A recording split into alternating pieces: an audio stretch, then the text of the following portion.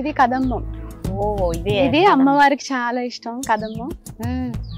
కదంబ పుష్పాలు తెలుసు కదా, తెల్లగా బంతుల్లాగా గోల్డ్ కలర్ లాగా వస్తాయి కలర్ లో చాలా బాగుంటాయి. ఇది అసలు చాలా ప్రెషియస్ కదా. రాలేదు కదా, వస్తాయేమో ఇది. ఇంకా రావాలి, ఇంకా టైం పడుతుంది కొంచెం. కానీ ఇది చాలా, ఈ చెట్టు అరుదైన చెట్టు కిందే చెప్పచ్చు.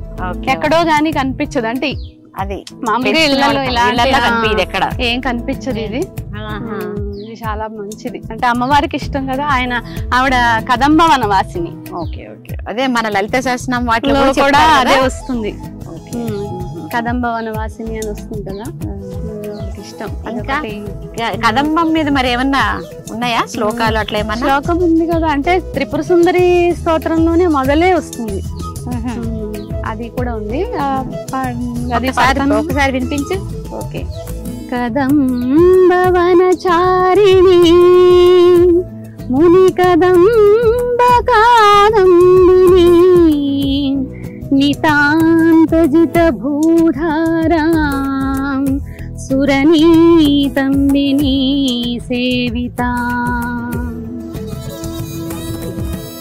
కదంబ వనచారిణి, కదంబ వనవాసిని అలాగే అంటారు ఆవిడ్ని.